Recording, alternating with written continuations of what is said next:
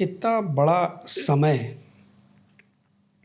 किशोरदा के साथ बिताया और आप उनको साहब बोलते हैं और आज भी बोलते हैं, आप पीछे भी बात करते हैं तो साहब आज भी आप बोलते हैं। जी।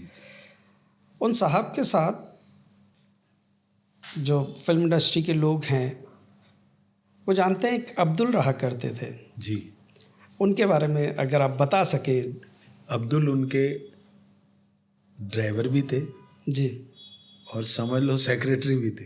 अच्छा। उनकी, क्योंकि वो 24 घंटे साथ में ही रहते थे, मतलब जितना दिन पूरा होता था।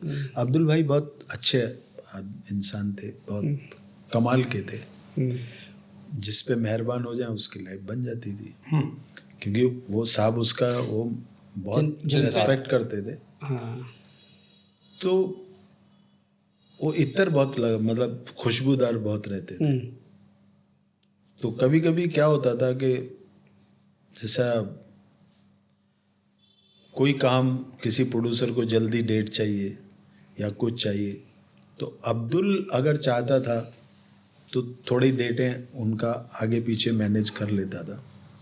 लेकिन वो इतना भक्त था साहब का कि वो साहब का एक नेचर था कि अगर गाड़ी बंगले में गई तो गाड़ी जाके ठहर गई, साहब उतर गए, उतर के ऊपर गए, उसके बाद वो गाड़ी वापस आती थी और वापस बैक करके खड़ी होती थी। साहब जब सुबह जाएंगे तो सीधी गाड़ी निकलनी चाहिए। अच्छा। गाड़ी अंदर टर्न नहीं होती थी कभी भी, मतलब आए तो सीधी रुकी, साहब उतर के, अब सुबह जब जा रहे हैं तो गाड़ी सीधी होनी चाहिए। तो वो अब्दुल भाई हमेशा परफेक्शन था उनका, परफेक्शन था। और साहब के मतलब एक तरीके से साये की तरह साथ में रहते थे और साहब बहुत ज़्यादा ट्रस्ट भी करते थे। मेरा ख्याल है 20 साल से ऊपर उन्होंने उनके साथ काम किया। अच्छा। कम नहीं होते। सर, अमित कुमार जी जो उनके सुपुत्र हैं जी, अब किशोरदा की बात हो और अमित कुमार जी की ना हो जी, तो ऐसा कैसे हो सकता है? आप उस परिवार का हिस्सा हैं जितना मैं समझता हूँ, और आप उनके साथ प्रोजेक्ट भी कर रहे हैं जी। तो मैं अमित कुमार जी की कुछ बातें और उस प्रोजेक्ट के बारे में। देखिए क्या है कि मैं,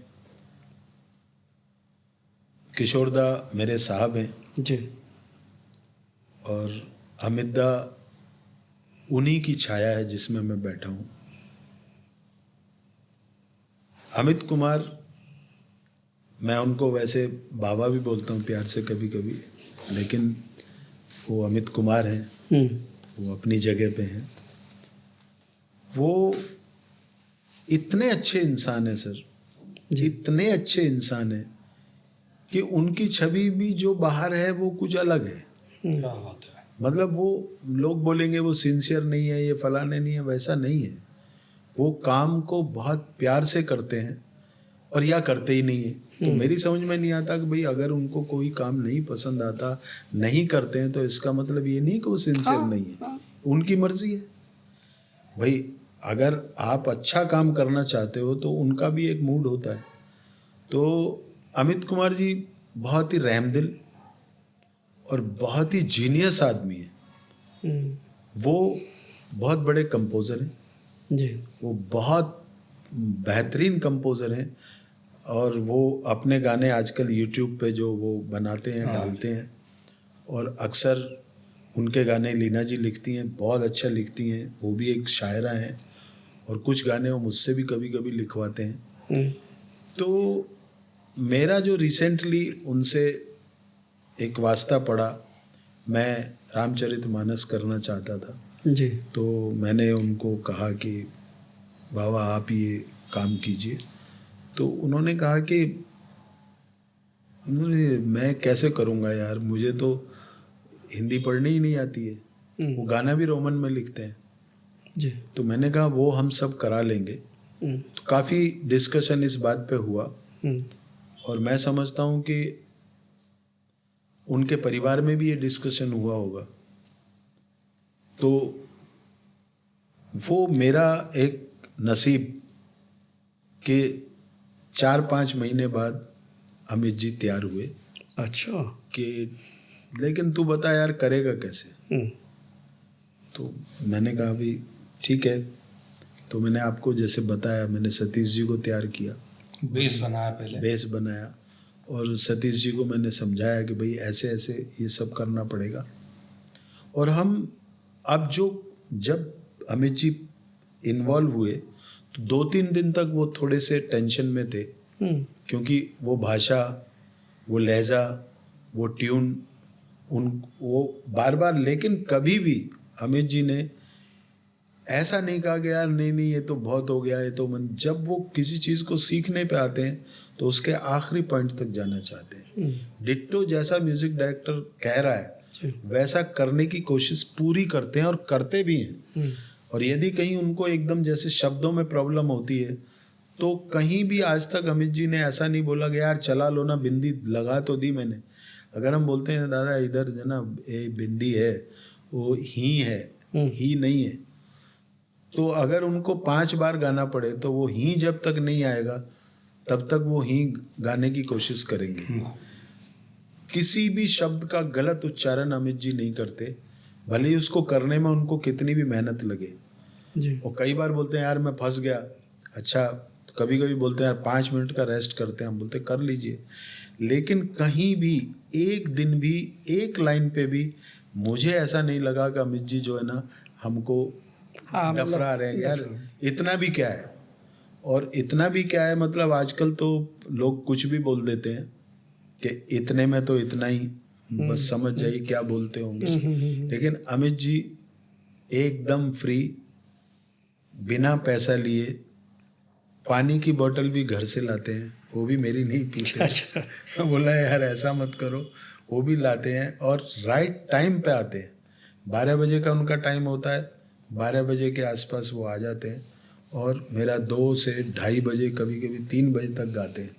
लेकिन कभी भी जो सतीश जी उनको गवाना चाहते हैं 99% नहीं 100% वो वही गाते हैं। वो बोलते हैं भले ही टाइम लगे लेकिन जो आप चाहते हो मुझसे गवा लो।